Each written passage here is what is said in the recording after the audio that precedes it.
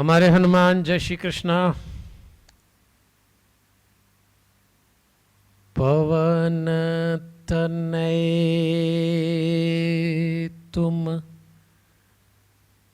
एक आधार,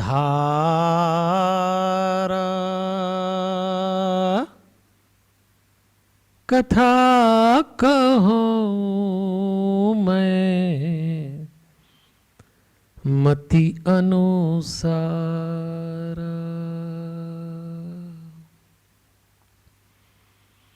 वक्रतुंड महाकाय सूर्यकोटि समप्रभ,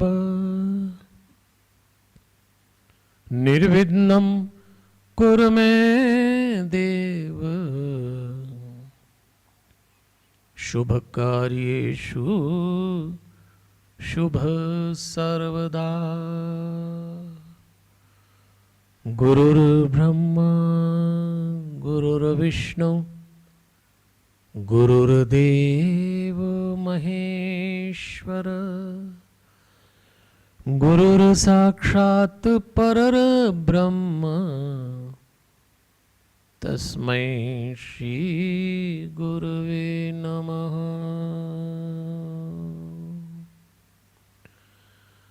परमपिता परमेश्वर की बड़ी अनुग्रह भरी दृष्टि है और भगवान की असीम अनुकंपा है कि आज हम लोग, हमारा जो विचारों का क्रम चल रहा है, जो श्रृंखला चल रही है खोज सत्य और शांति की, उसमें प्रवेश करने के लिए बैठे हैं। मैं बोल रहा हूँ श्री हनुमान चालीसा के ध्यान केंद्र शांतम से।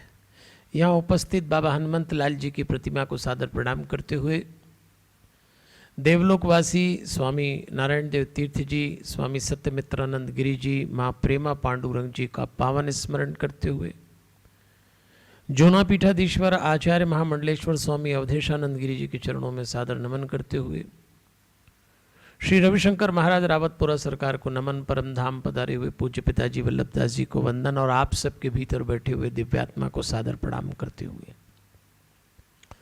देवियों और सज्जनों, आगे आने वाले जीवन में जो जो भी काम कठिन होंगे उसमें दो बातें बहुत कठिन हो जाएगी, सत्य और शांति। गीता प्रेस द्वारा जो शब्द सेवा की गई है, विचार सेवा की गई है, संस्कार सेवा की गई है, उसके पीछे उद्देश्य ये है कि समय पर लोग सत्य को जान लें और खूब काम करने के बाद भी शांति को प्राप्त कर लें। 2 साल बचे, 100 साल पूरे हो जाएंगे गीता प्रेस के अभियान को, और उसी को समर्पित है ये कार्यक्रम। एक ऐसी पीढ़ी जो इस देश को, समाज को, परिवार को संभालेगी। हम और हमारे बच्चे, हम जाते जाते अपने बच्चों को कुछ ऐसा दे जाएं विरासत में, वसीयत में, कि वो धन्य हो जाएं, और वो है गीता प्रेस द्वारा प्रकाशित साहित्य। हर बार मैं आपको याद दिलाता हूं, ये सामान्य विद्वानों द्वारा अपने परिश्रम, अपने विचार से तैयार किया गया साहित्य नहीं है। इसमें सीधे सीधे परमात्मा उतरा है, पहले उनके भीतर, फिर पृष्ठों पे, और उसके बाद हम अगर हाथ में लेते हैं इस साहित्य को, हम पढ़ते हैं, इसको जीवन से जोड़ते हैं, तो आप मान के चलिए हम परमात्मा से जुड़ रहे हैं, जिनका एक स्वरूप है सत्य और दूसरा स्वरूप है शांति। 72 करोड़ पुस्तकों का प्रकाशन, 15 भाषाएं, 98 ईयर्स, 98 साल तक। कौन कराता है? ये मनुष्य नहीं कर सकता, वो करा रहा है। और ये अवसर हमें मिला कि हमारे दौर में हम इसके 100 साल देखें तो बस जुड़ जाएं, इससे जुड़ जाएं, क्योंकि हमको सत्य और शांति अपने भी और अपने बच्चों के जीवन में भी उतारना है। अब इसीलिए इस महान और विशाल साहित्य को जब मुझे ये दायित्व सौंपा गया, हरिओम, मेरे ऊपर जब ये जिम्मेदारी आई और मुझे आदेश दिया कि इतने प्रवचन करते हो, कथा करते हो, तो क्यों ना ये सेवा भी करो। तो मैं धन्य हो गया। तो मैंने विचार किया इस साहित्य को कैसे इन बच्चों को इनकी वृत्ति के अनुसार सौंपे। अच्छा, मैं 20 वर्ष तक एक हिंदी अखबार है दैनिक भास्कर, उसमें संपादक भी रहा। तो मुझे अभ्यास हो गया कि विचार को कैसे शब्दों में, विचार को किस तरह से प्रस्तुत किया जाए कि लोग उसको ले सकें। तो मैंने आप सबके लिए, आप किसी भी उम्र के लोग हों अगर मुझे सुन रहे हैं, तो मेरा निवेदन स्वीकार करें। और निवेदन ये है कि इस समूचे साहित्य को हमने 4 भाग में बांट दिया। पहला भाग सतयुग का, वेद, उपनिषद, पुराण, ऋषि, मुनि, ये सब हमारे कैरेक्टर हैं और इस पर चर्चा करते चलेंगे। मुझे चूंकि 1 महीने में 4 शनिवार आपसे बोलना है, कोई 5वें भी आ जाए, तो हर शनिवार क्रम से पहले सतयुग लेंगे 1 शनिवार, जो हम ले चुके। उसके बाद उसके अगले शनिवार में हम त्रेता लेंगे। अब त्रेता का साहित्य क्या आएगा? तो त्रेता के साहित्य में वाल्मीकि रामायण, रामचरितमानस, नायक भगवान श्री कृष्ण और हनुमान जी महाराज, तो उसकी भी हम एक बार चर्चा कर चुके हैं। फिर हमारे साहित्य का क्रम आता है द्वापर।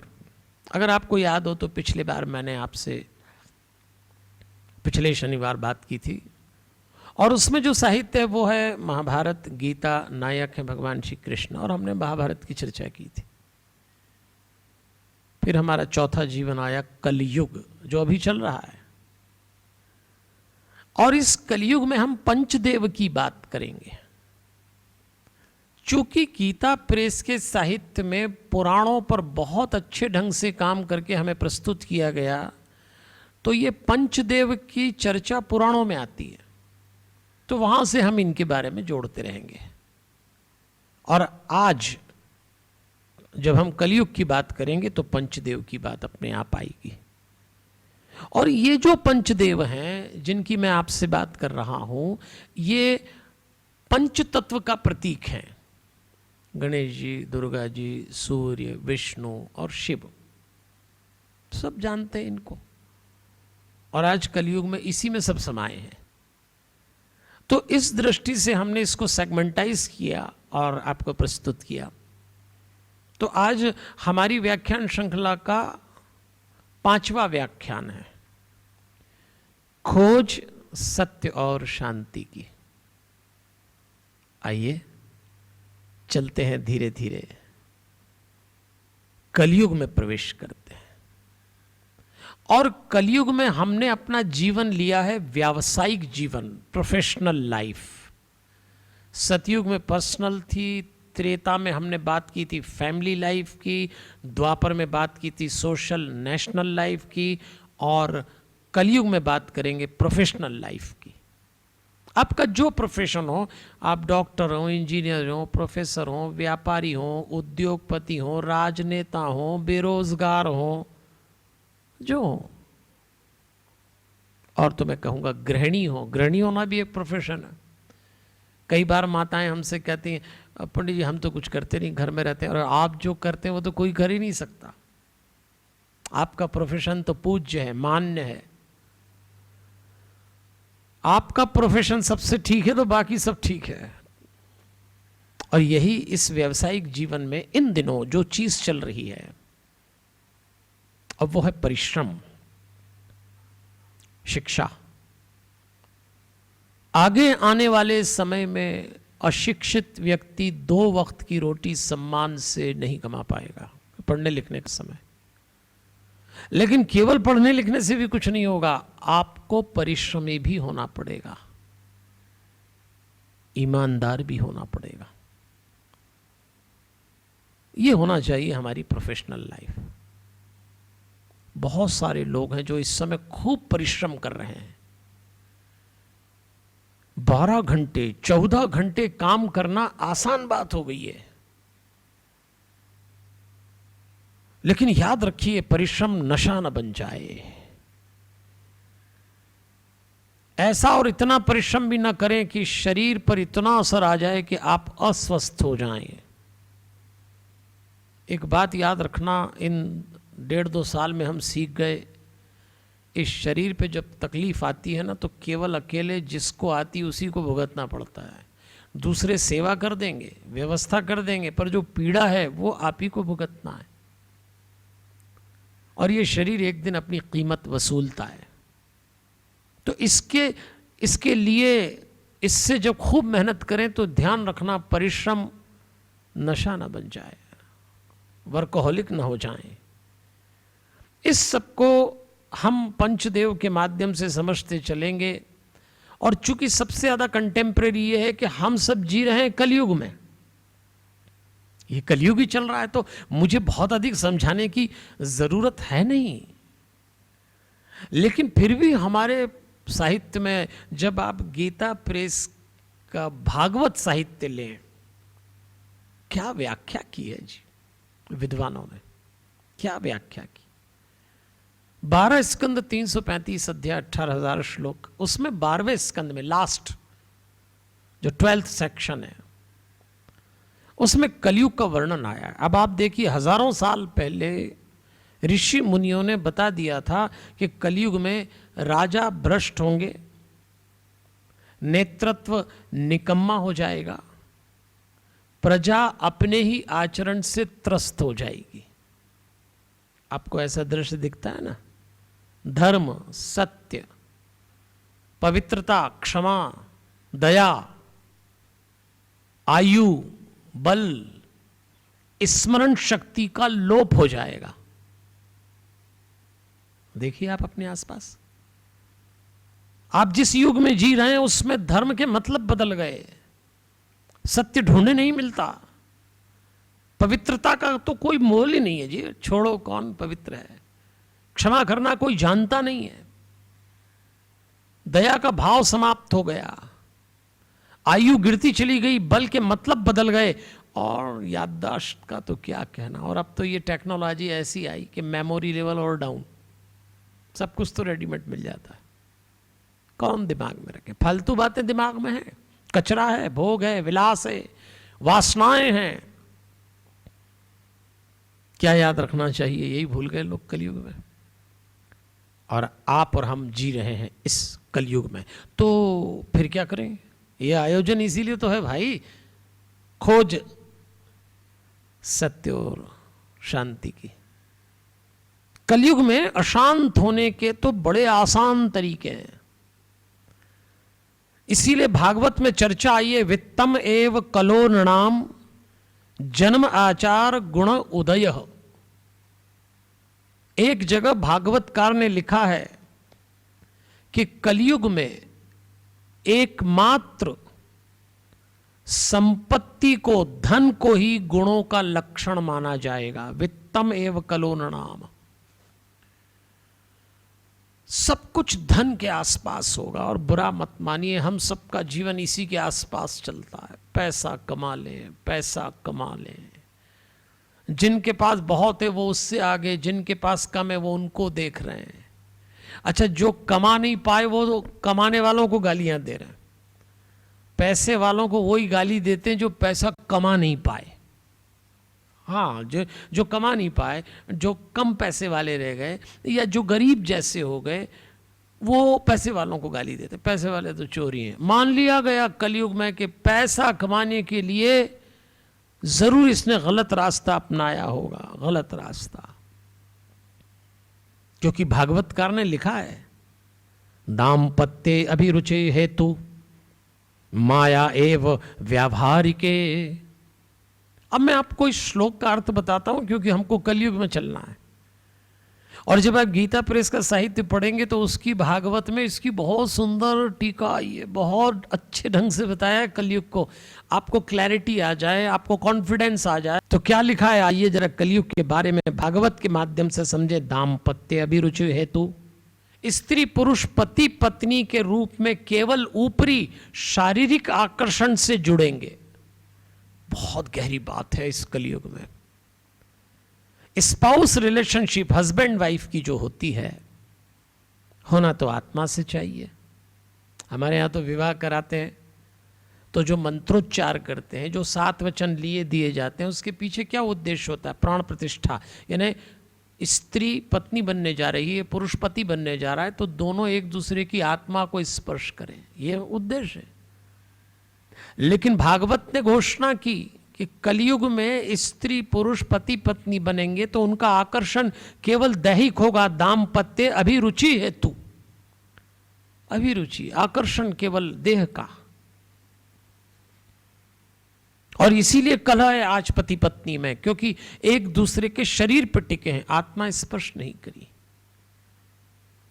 कलयुग में स्पाउस रिलेशनशिप पे वर्णन आ रहा है। और फिर उन्होंने लिखा माया एव व्यावहारिके, व्यापार में सफलता का सूत्र कपट माना जाएगा। मतलब व्यापार की सफलता कपट के आधार पर होगी, छल कपट धोखा लूट। आज हम देखते हैं ऐसा है। अरे लोगों ने इस महामारी में दवाइयों पर कपट करके व्यापार कर लिया, कोई नहीं बचा, चाहे राजनेता हो डॉक्टर हो। कुछ लोगों ने कईयों को बदनाम कर दिया। अच्छे लोग भी हैं जिन्होंने इस समय जान लड़ा दी अपने व्यवसाय में, पर कुछ बुरे लोगों ने, वही कलयुग। तो अब हमको रहना तो इसी युग में है, क्या करें? इस युग की जो विशेषताएं हैं उसको भी सुनना पड़ेगा। विशेषताएं हैं, आप मना नहीं कर सकते। गोस्वामी तुलसीदास जी ने जो रामचरितमानस लिखा है, जो हमारे घर घर में होता है, राम कथा, उसमें 7 कांड है। उसमें उत्तर कांड जब पढ़ें तो आप पाएंगे कि 77 पंक्तियों में गोस्वामी तुलसीदास जी ने कलयुग का वर्णन किया है। मेरी तो सलाह जरूर पढ़ना, ये कार्यक्रम ही इसी आग्रह के लिए है। गीता प्रेस गोरखपुर ने जिस रामचरितमानस को क्रांतिकारी रूप में घर घर पहुंचाया है, आचार संहिता बन गई है, उसमें 77 पंक्तियों में कलयुग का वर्णन आया है। कल युग सम युग आन नहीं, जो नर कर विश्वास। भरोसा करिए। तुलसीदास जी ने वर्णन तो किया है कि कलयुग में ऐसा होगा, कलयुग में वैसा होगा, पर तुलसी तो बड़े क्रांतिकारी ऋषि हैं। वो कभी नेगेटिविटी की बात नहीं करते, वो पॉजिटिविटी की भी बात करते हैं। तो वो कहते हैं अगर विश्वास करो तो कलयुग जैसा कोई युग नहीं है। क्यों? कि गाई राम गुण गण बिमल भवतर बिनहि प्रयास। कलयुग में जो भगवान का नाम लेगा, जो भगवान से जुड़ेगा, वो बिना प्रयास तर जाएगा। अब हम इसको हमारी दृष्टि से देखें कि कुल मिला के कलयुग में हमारी ताकत है परमात्मा से जुड़े रहना। और परमात्मा का रूप क्या है? किस रूप में आपको भगवान मिलेगा? ये जो मंदिरों में, ये जो चित्रों में है, ये तो रूप हमने बनाया है। एक मूर्ति लाइए, हाथ में धनुष बाण रख दीजिए तो राम जी बन गए, वंशी लगा दीजिए कृष्ण जी बन गए, गदा दे दीजिए हनुमान जी बन गए, शेर पे बैठा दीजिए माता जी तैयार हो गई। ये तो हमने बनाया है। किसको मिलेंगे भगवान इस रूप में? होगा कोई बिरला, जरूरी नहीं है। तो फिर भगवान किस रूप में मिलेंगे? सत्य और शांति। इसीलिए आप जब गीता प्रेस का साहित्य देखते हैं तो उनकी जो टैग लाइन है, उनका जो सूक्ष्म संदेश है, मैं तो कहूंगा जो समाधि संदेश है, वो यही है, सत्य और शांति का सम्माहक है ये साहित्य। और सत्य और शांति भगवान का पर्याय है, उनका ही रूप है। तो जिस दिन आपके जीवन में सत्य उतरे, जिस दिन आपके जीवन में शांति उतरे, समझ लेना भगवान मिल गया। अन्यथा लाख तीर्थ यात्रा कर लो, पूजा पाठ कर लो, कथाएं सुन लो, अगर आप अशांत हैं, अगर आप सत्य से दूर हैं, तो फिर आप भगवान कभी नहीं प्राप्त कर सकते। तो इसलिए गोस्वामी तुलसीदास जी ने कलयुग के लिए लिख दिया, गाई राम गुण गण बिमल भवतर बिनहि प्रयास। ये बिनहि प्रयास का अर्थ ऐसा नहीं है कि आप आलसी हो जाएंगे, पड़े रहेंगे। बिनहि प्रयास का अर्थ है जो हमारे कर्म में मैं कर लूंगा का अहंकार है, वो अहंकार निर्मूल हो जाएगा और परमात्मा की कृपा से मैं काम कर रहा हूं, ये मैं गिरना ही बिना ही प्रयास।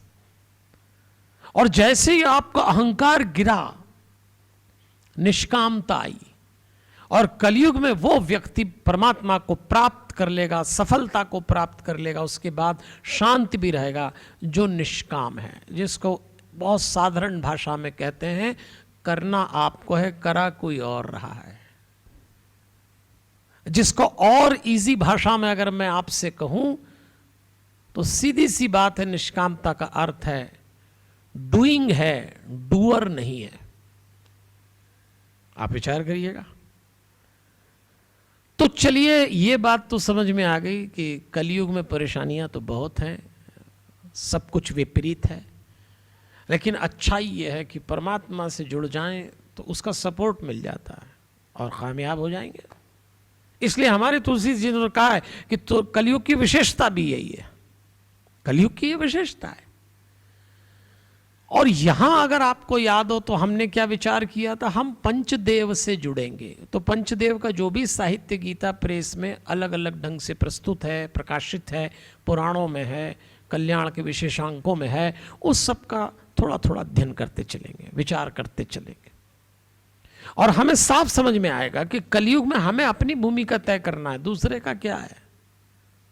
आइए, एक छोटी सी कहानी मुझे याद आती है, आपको सुनाता हूं, ध्यान से सुनिएगा इस कहानी को।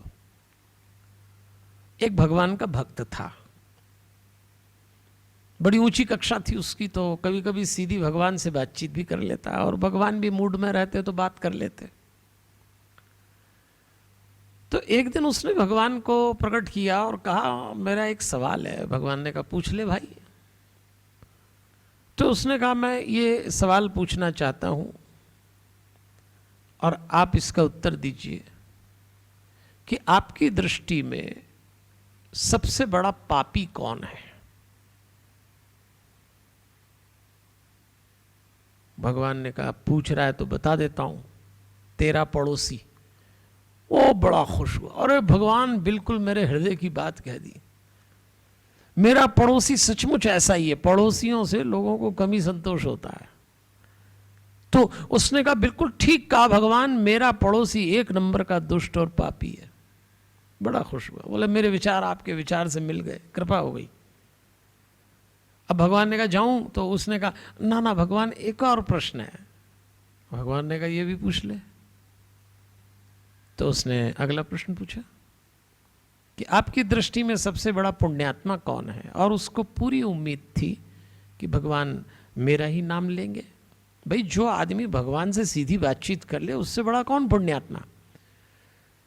तो उसने कहा, भगवान अब बताइए कि सबसे बड़ा पुण्यात्मा कौन। तो भगवान ने कहा, तेरा पड़ोसी। और इसका माथा ठनक गया कि भगवान आप ठीक तो हो, ये क्या उत्तर दिया।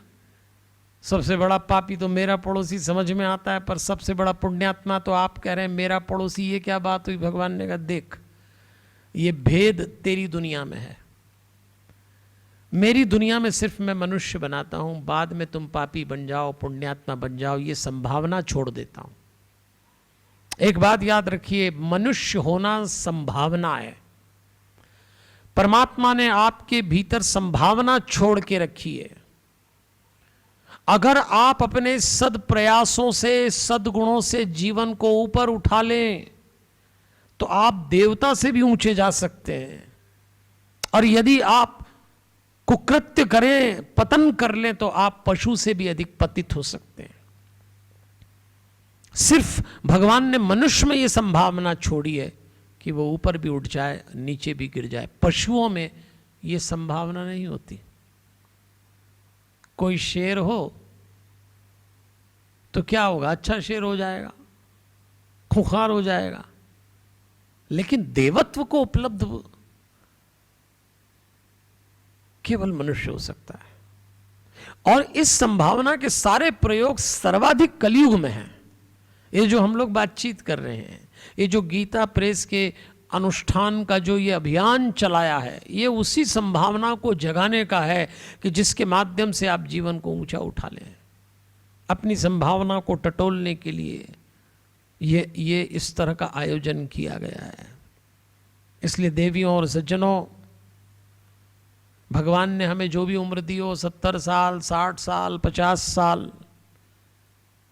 इसमें केवल उम्र गिनने के लिए नहीं दी है, आपके द्वारा किए गए शुभ और अशुभ काम को नापने के लिए भी दी गई है।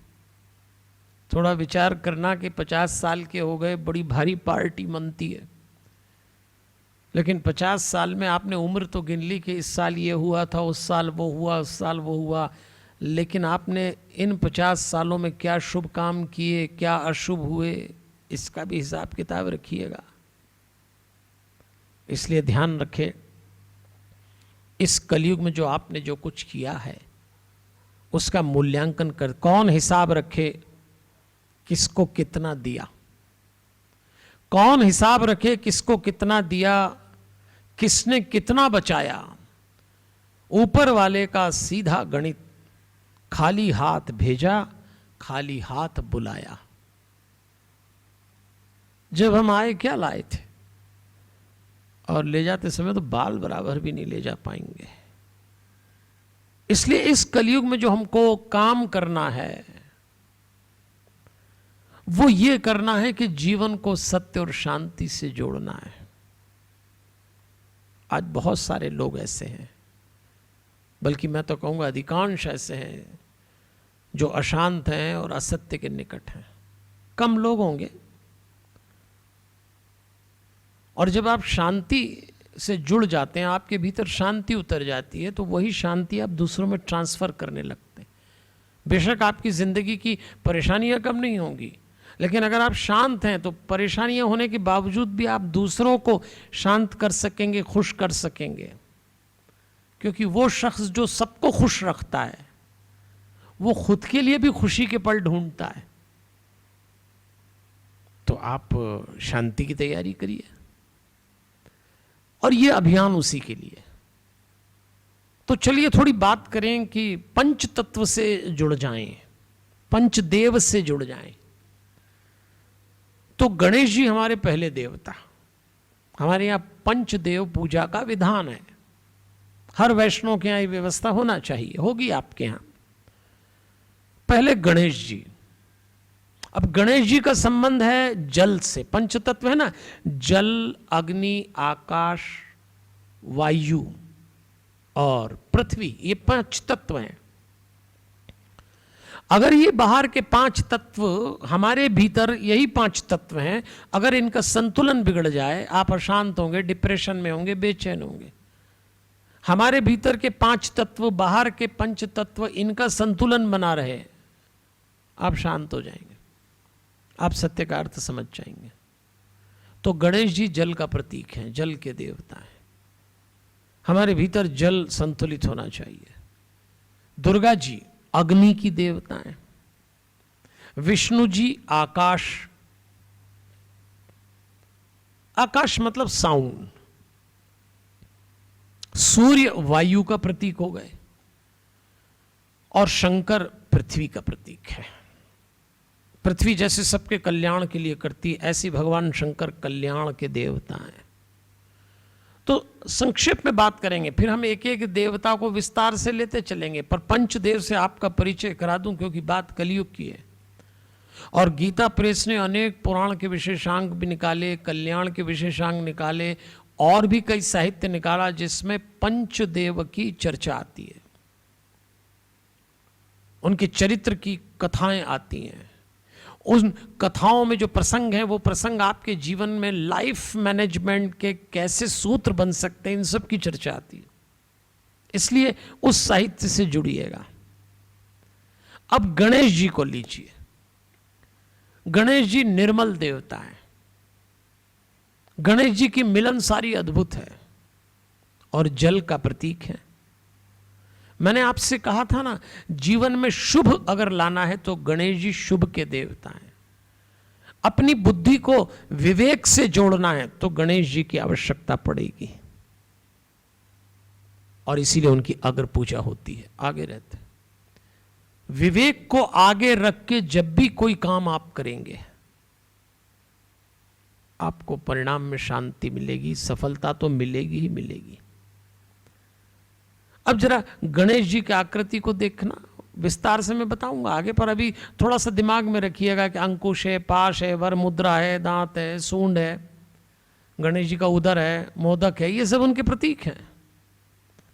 और विवेक अगर जाग जाए तो आप इस कलयुग में अच्छे बुरे का भान आसानी से कर सकेंगे, नहीं तो ठगा जाएंगे।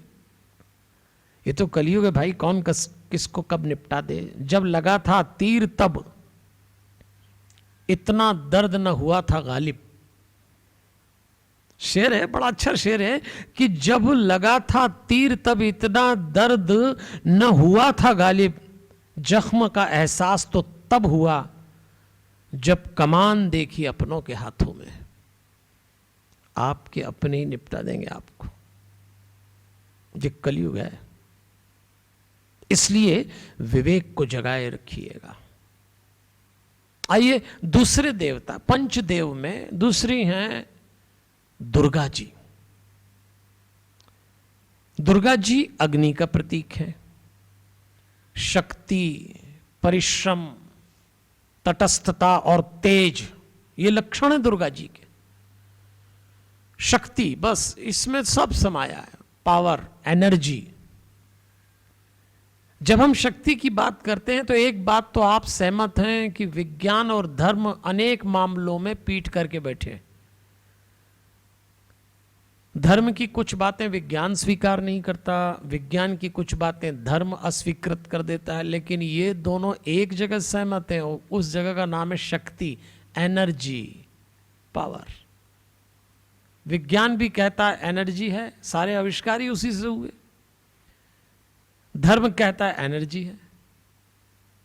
हमारे ऋषि मुनियों ने शक्ति का, ऊर्जा का उपयोग बाहर से भीतर के लिए किया तो कुंडलिनी जागृत हो गई, चक्र जागृत हो गए। विज्ञान ने इसी ऊर्जा का उपयोग भीतर से बाहर किया तो तमाम आविष्कार बन गए, वो भी आवश्यक है। तो कुल मिला के जब हम शक्ति की उपासना करते हैं, दुर्गा देवी से जुड़ते हैं, तो हम अपनी ऊर्जा का सदुपयोग करना सीख जाते हैं। और वही पावर, वही तेज है हमारा। हॉर्स पावर कहते हैं ना, घोड़े पावर चाहिए। थकेंगे नहीं आप, उदास नहीं होंगे, बीमार नहीं होंगे। लेकिन दुर्गा मां एक बात का और प्रतीक है, प्रेम, ममता, तप। ये सब भी जीवन में होना चाहिए। अब आप देखो कितनी बढ़िया बात है, मां में प्रेम भी है और मां में ही शक्ति भी है। कई लोग शक्तिशाली होने का अर्थ यही समझते हैं कि बस शक्ति आई तो प्रेम गया, करुणा गई, दया गई। लेकिन दोनों का कॉम्बिनेशन है। आप बलशाली हैं, शक्तिशाली हैं। जब हम त्रिशक्ति की कथाएं सुनेंगे, दुर्गा जी, लक्ष्मी जी, सरस्वती जी, देवी पुराण पढ़िए आप। गीता प्रेस ने देवी पुराण पे तो इतनी सुंदर ढंग से प्रस्तुति की है, आपको समझ में आ जाएगा शक्ति क्या है। और आपको यह भी समझ में आ जाएगा कि मां की शक्ति में प्रेम है, अपनापन है, करुणा है, दया है, प्रेम सब है इसमें। ये कॉम्बिनेशन है। बात चल रही कलयुग की। इसलिए माताओं बहनों को अगर आपको याद हो तो क्या कहा गया है, मातृशक्ति, ऐसा कहते हैं ना। पितृशक्ति नहीं कहते, मातृशक्ति, क्योंकि मां से जुड़ी है ना शक्ति, तो दुर्गा जी के माध्यम से ही मातृशक्ति कहते हैं। अच्छा, हम कभी कभी कथाएं करते हैं देवी भागवत पे, तो जब मैं देवी भागवत पे कथा करता हूं तो कई लोग हमसे एक सवाल पूछते हैं कि स्त्री यदि मातृशक्ति है तो फिर पुरुष क्या है, ऐसा पूछते हैं लोग। तो देखो, स्त्री यदि मातृशक्ति है तो पुरुष सहन शक्ति है, और बहुत सहते हैं पुरुष लोग। आपने भी देखा होगा, कभी कभी मातृशक्ति के सामने पुरुष का एक ही हथियार है, वो सहन शक्ति है, क्योंकि मातृशक्ति अपने ढंग से जीती है। और कलयुग में तो कहना ही क्या। एक बार एक पति पत्नी में लड़ाई हो रही थी। पति का नाम था मांगी लाल, पत्नी का नाम था चंचला। ये हमारे बड़े परिचित और प्रिय पात्र हैं। तो मांगी लाल ने गुस्से में अपनी पत्नी चंचला से कहा, तू बिल्कुल मेरा कहना नहीं मानती, और तुझे मालूम है, हमारे शास्त्रों में लिखा है कि जो स्त्री अपने पति का, जो पत्नी अपने पति का कहना मानती है, उसको मरने के बाद स्वर्ग मिलता है। बात तो ठीक समझाई मांगी लाल ने। और चंचला भी चंचलाई थी। चंचला कहती है, क्या बात करते हो तुम, कि जो स्त्री, जो पत्नी अपने पति का कहना माने, उसको मरने के बाद स्वर्ग मिलता है। पर मेरी किताब में लिखा है, चंचला कहती है कि जो पत्नी अपने पति का कहना नहीं मानती, उसे जीते जी स्वर्ग मिल जाता है। ये भी एक नया एंगल है। कहां से जवाब देंगे? ये सब कलयुग के तर्क हैं। पंचदेव में तीसरे देवता विष्णु जी, गणेश जी, दुर्गा जी, विष्णु जी। थोड़ी बात करें विष्णु जी की तो एक शब्द निकल के आता है विष्णु जी को देख के, और वो है लीडरशिप, नेतृत्व। इनके सबसे अधिक अवतार हुए भगवान श्री राम और भगवान श्री कृष्ण, जिनके बिना भारत की संस्कृति, हिंदू धर्म की कल्पना नहीं की जा सकती। ये दो अवतार में सब समाया है। वो विष्णु जी के अवतार हैं। पालन करने वाले, मुखिया, दायित्व बोध। इस कलयुग में हमारी जिंदगी में जितनी ये सब बातें हैं कि जिम्मेदारी क्या होती है, लीडरशिप क्या होती है, घर का प्रमुख होना क्या होता है, ये सब विष्णु जी सिखाते हैं। है यहां से आपको कथा याद होगी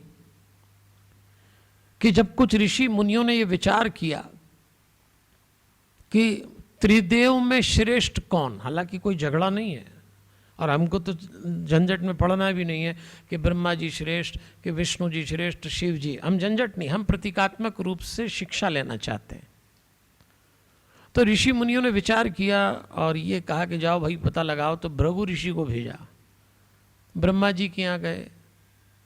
व्यवहार कुछ ऐसा हुआ कि भृगु ने कहा इनको तो आवेश आ जाता है, ध्यान भी नहीं देते ये। शिव जी के कैलाश गए, वहाँ भी व्यवहार ऐसा हुआ, उन्होंने उनको भी रिजेक्ट कर दिया। और जब बैकुंठ पहुँचे तो लेटे हुए थे। विष्णु जी की छाती पे एक लात मारी। मैं संक्षेप में बता रहा हूँ, सिर्फ प्रतीकात्मक रूप से कुछ लेने के लिए।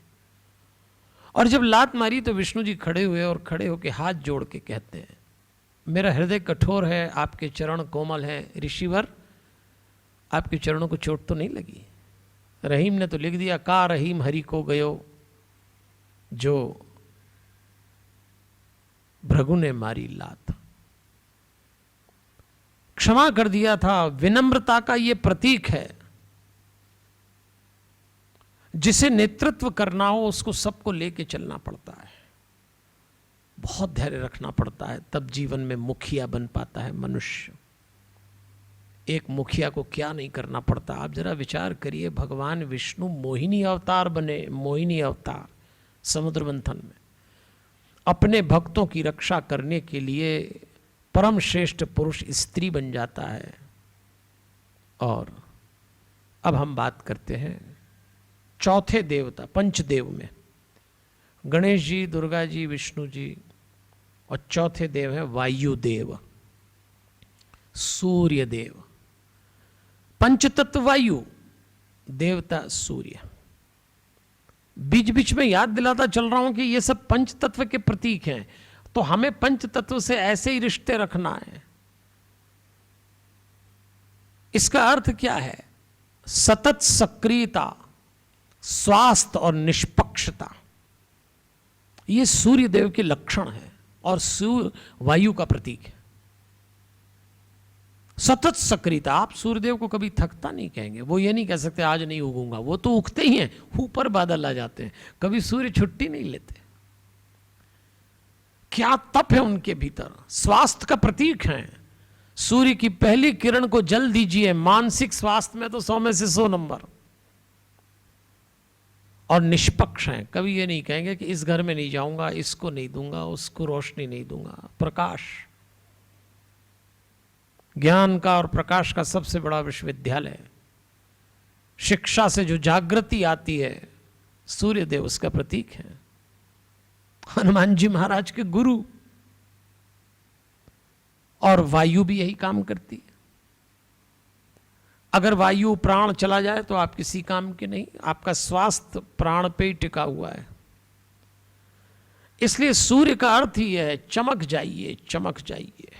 मैं तो एक बात कहता हूं, चूंकि सूर्यदेव की बात हो रही है और हनुमान जी उनके शिष्य हैं, तो हमारे हनुमान जी ने तो सूर्य जैसा ही तो काम किया है। खुद भी खुश रहो, दूसरों को भी खुश रखो। कलयुग में तो परेशान होने के 50 कारण हो सकते हैं, लेकिन खुश रहने की भी ढूंढना पड़ेंगे। इसलिए हमारे हनुमान जी का नारा है, सुबह हो के शाम हो, अपनों से मिले के गैरों से मिले, घर में हो के बाहर हो, जरा मुस्कुराइए।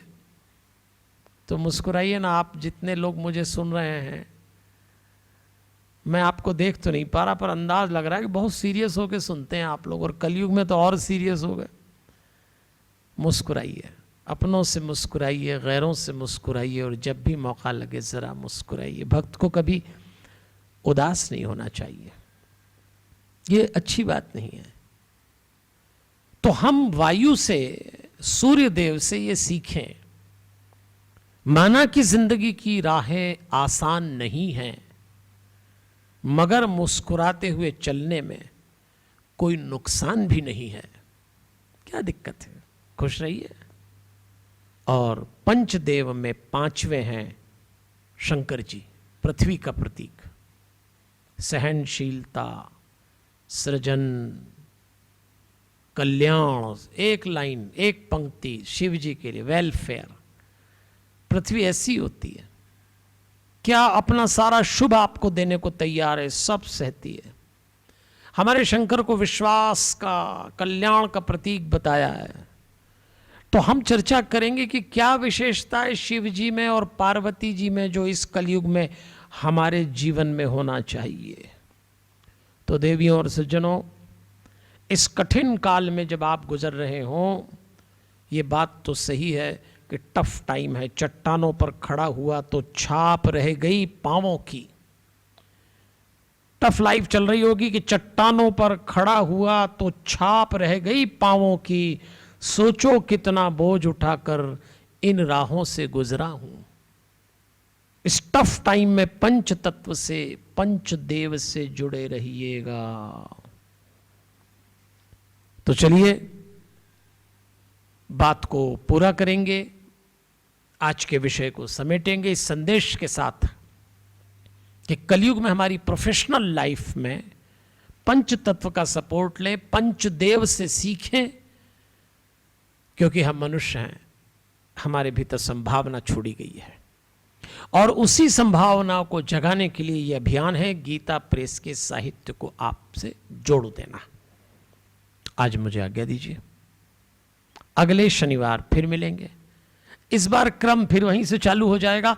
हम फिर सतयुग की बात करेंगे, उसके बाद फिर त्रेता, फिर द्वापर, फिर कलयुग।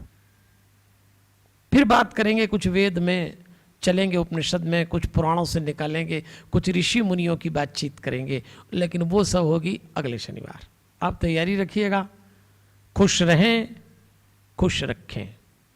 मैं भगवान से प्रार्थना करता हूँ, मेरे जीवन में जो जो भी सुख आए हैं वो सब आपके जीवन में आए, और मेरे जीवन में जो जो भी दुख आए हैं वो एक भी आपके जीवन में ना आए।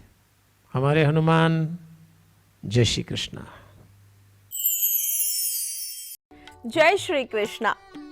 दर्शकों, हमारे सामने हर दिन कोई ना कोई क्विज रहती है, और हम किसी ना किसी में भाग भी लेते रहते हैं, जिसमें हमें मिलता है मनोरंजन या कभी कभी अनावश्यक बातों की जानकारी। अब अगर हम ये कहें कि हम आपके सामने ला रहे हैं एक ऐसी प्रतियोगिता जो आपका और आपके परिवार के सदस्यों का ज्ञानवर्धन, मनोरंजन तथा जीवन उपयोगी बातों का भरपूर ज्ञान देगा, और ऊपर से मिलेंगे अमूल्य उपहार। ऐसे अद्भुत संयोग के लिए जुड़िए हमारे कार्यक्रम से, और आइए और पाइए ज्ञान के साथ अमूल्य उपहार। इसमें आपसे गीता प्रेस तथा उससे संबंधित प्रकाशनों के बारे में हर शनिवार को इस कार्यक्रम में एक प्रश्न पूछा जाएगा, और आपको उसका उचित और अनुकूल उत्तर देना होगा। गीता प्रेस के ज्ञान रथ ऐप में एक बहुत ही निष्पक्ष एवं वैज्ञानिक तरीके से लाखों सही उत्तर देने वालों में 3 विजेता चुने जाएंगे।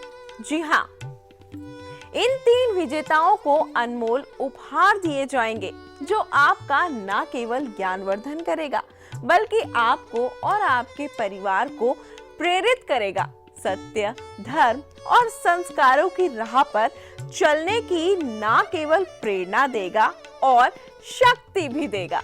जी हाँ, इससे आप पाएंगे अपने जीवन तथा अपने परिवार के सदस्यों में नया उत्साह, नई उमंग, नई सोच। प्रथम विजेता को दिया जाएगा 51 पुस्तकों का सेट, द्वितीय विजेता को 31 पुस्तकों का सेट और तृतीय विजेता को दिया जाएगा 11 पुस्तकों का सेट। हमारे गीता प्रेस सनातन महाकुंभ के अवसर पर होने वाले कार्यक्रमों को परिवार के साथ देखें और हर शनिवार रात्रि 9 से 10 बजे तक जुड़िए हमारे साथ। सनातन साहित्य के इस ज्ञान सागर में गोते लगाइए और पाइए ज्ञान रूपी हीरा। जय श्री कृष्ण। IIM में जब पहला लेक्चर दिया अहमदाबाद में, ये तो हो गया 8 साल हो गया, तब वो स्टूडेंट ने मेरे को सबसे पहला क्वेश्चन किया था कि आपको गीता जी गुजराती में पूरा बाय हार्ट में मौखिक है, वो सही है? मैंने बोला हाँ सही है। तो वो बोला कि आज तक हमने ये सुना है कि जो इंडस्ट्रियलिस्ट होता है उनको कभी गीता मौखिक बाय हार्ट नहीं होती, और जिसको गीता बाय हार्ट होती है वो कभी इंडस्ट्रियलिस्ट नहीं होते। तो ये दोनों का मिश्रण कैसे हो गया? तभी मैंने उनको आंसर दिया था कि मैं जो अभी आंसर देने जा रहा हूँ ये आपको अच्छा नहीं भी लगे, मगर मैं खुद पूर्व जन्म को मानता हूँ, क्योंकि मैंने वो खुद अनुभव किया है, मैंने लिखा पट्टी में नहीं। मैं बहुत छोटा गांव का, माटी का धुलिया गांव, 700 की आबादी और 1 से 4 की स्कूल खाली। तो मैं 10 साल का होगा और एक स्वामीनारायण का मंदिर में 10 बाय 10 का एक रूम, तो उसमें सब पुस्तिका पढ़ी थी, उसमें एक गीता जी भी था। मैंने कबाट खोला ऐसे देखने के लिए, एक गीता जी मेरे हाथ में आई। तो अनजान अवस्था में गामड़िया गांव में मेरे को अभी मालूम हुआ कि ये जो था वो मेरे कुछ ऐसा नेचुरली कुदरती, जैसे बोलते हैं समाधि अवस्था था। तो मैंने ऐसा लगा, हाथ में पूरा शरीर हल्का फुल्का हो गया ऐसा लगा। तो मैंने बोला ये कैसे हो गया? तो मैं बुक पढ़ने लगा। तो ऐसा हुआ कि पूरा गुजराती में पूरा गीता जी पढ़ लिया। कब? कि तभी ग्रामर का कुछ मालूम नहीं था, उसको गिरगाय रसवाई का भी कुछ मालूम नहीं था। वो तभी गीता में क्या लिखा वो तो मालूम कुछ नहीं पड़ा, मगर पढ़ने में आनंद बहुत आया। फिर दूसरी बार पढ़ा, हर दिन पढ़ा। मेरे लगा मैं यानी उनको मौखिक कर लूँ, बाय हार्ट कर लूँ। कैसे? किसी ने बताया नहीं, किसी ने कुछ बोला नहीं, बस ऐसे ही क्यों हो गया? अगर पूर्व जन्म नहीं होते तो ये किसने किया? तो मैं जब 13 साल की उम्र में सूरत आया तब 50% आधी गीता तो मौखिक हो गई थी गुजराती में, और फिर सूरत आके किया। मेरी 16 साल की उम्र हुई तो पूरी गीता गुजराती में बाय हार्ट हो गई। ये पूर्व जन्म का प्रताप है, ऐसे मैं मानता हूँ। दर्शकों, गीता प्रेस के सनातन साहित्य के महाकुंभ 2023 की शंखनाद 24 जुलाई 2021 को गुरुजी पंडित विजय शंकर मेहता जी ने किया था, और आपके अपने शुभारती चैनल पर यह हर शनिवार रात्रि 9 से 10 बजे तक एक अमृतमयी वाणी की तरह प्रसारित होता है। हमारा उद्देश्य है कि विश्व के करोड़ों दर्शकों तक गीता प्रेस के सनातन साहित्य के अमृत को जन जन तक पहुंचाया जाए और उनमें संस्कार और धर्म के प्रति आस्था को न केवल कायम रखा जाए बल्कि पीढ़ी दर पीढ़ी इसके ज्ञान अमृत को फैलाया जाए। इसके तहत आपकी जिज्ञासा और प्रश्नों के उत्तर देने के लिए एक क्विज की शुरुआत 31 जुलाई 2021 से आरंभ की गई।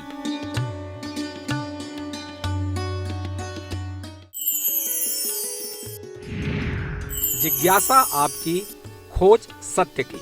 पिछले सप्ताह का प्रश्न, गीता प्रेस किस शहर में स्थापित है? कलकत्ता, प्रयागराज, वाराणसी या गोरखपुर? सही जवाब है गोरखपुर। इस क्विज के उत्तर के रूप में हमारे पास लाखों लोगों ने अपने जवाब भेजे। आपको यह बताते चलें कि आपके उत्तरों को बहुत ही वैज्ञानिक एवं निष्पक्ष तरीके से गीता प्रेस के ज्ञान रथ ऐप के द्वारा प्रोसेस किया गया और चुने गए 3 विजेता, जिनकी घोषणा हम कर रहे हैं।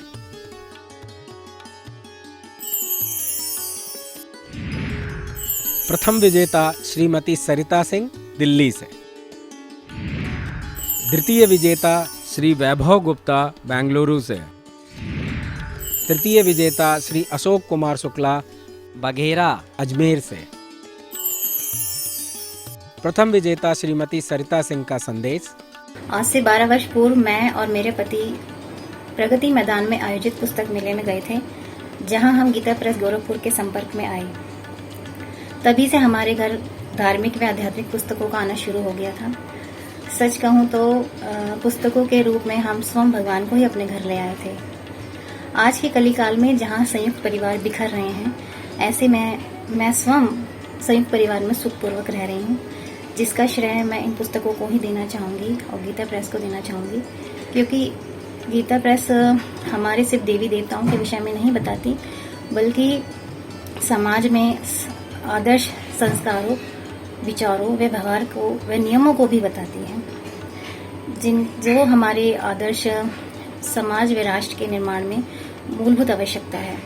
इसी आवश्यकता को ध्यान में रखते हुए हम हर वर्ष गीता प्रेस से प्रकाशित पुस्तकों को अपने समाज में वितरित करते हैं, और ताकि जिससे हमारे साथ साथ हमारे समाज के लोग भी इन पुस्तकों का लाभ उठा सकें और अपना जीवन सुखमय बना सकें।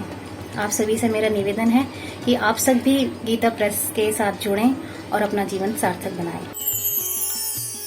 द्वितीय विजेता श्री वैभव गुप्ता का इस अभियान के बारे में एक विचार। गीता प्रेस के इस शताब्दी महाकुंभ महोत्सव से जुड़कर अपने आप को गौरवान्वित महसूस करता हूँ। गीता प्रेस सनातन साहित्य एक ऐसी सांस्कृतिक धरोहर है जिसका लाभ मुझे बचपन से मिलता रहा है, और इससे अवश्य ही मैं अपने बेटे आरव, इसके मित्रों और इस जैसे अनेक युवाओं को इससे जोड़ने के लिए प्रेरित करना चाहता हूँ।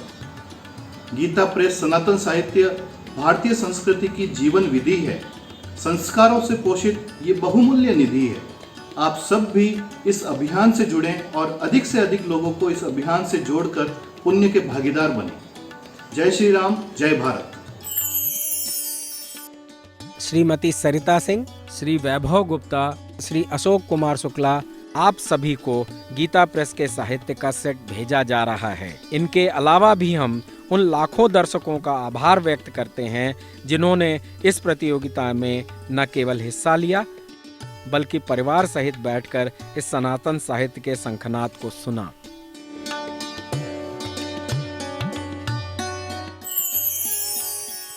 इसी के साथ ही इस उम्मीद के साथ कि इस बार भी हमारे इस भक्ति अमृत रस भरे कार्यक्रम का आपने रसास्वादन किया। आशा करते हैं कि आपने अगर अभी तक गीता प्रेस के ज्ञान रथ ऐप को डाउनलोड नहीं किया है तो तुरंत डाउनलोड करें और भाग लें इस ज्ञानवर्धक संस्कारवान बनाने वाली पारिवारिक क्विज में। याद रखिए, आखिरी तारीख 25 अगस्त है। गीता प्रेस ज्ञान रथ ऐप पाएं ज्ञान और पुस्तकें बिल्कुल मुफ्त। जिज्ञासा आपकी, खोज सत्य की। इस सप्ताह का प्रश्न, ब्रह्मलीन परम श्रद्धेय श्री जय दयाल जी गोयंदका का जन्म किस जिले में हुआ था? गोरखपुर, चूरू, कलकत्ता, जयपुर। आप अपना उत्तर 25 अगस्त तक भेजें। इस प्रतियोगिता में भाग लेने के लिए आपको गीता प्रेस के ज्ञान रथ ऐप को गूगल प्ले स्टोर में जाकर tinyurl.com/gyanrath डाउनलोड करें और इस प्रतियोगिता में भागीदार बने। ज्ञान रथ पर सवार हो, पाए ज्ञान। बहुत बात कर ली, अब गीता, रामायण और अपने धर्म और पथ प्रदर्शकों के बारे में जाने और पहचाने अपनी मुट्ठी की ताकत को। कल करे सो आज कर, आज करे सो अब, तो देर किस बात की। सभी को जय श्री राम, जय श्री कृष्णा। हमारे हनुमान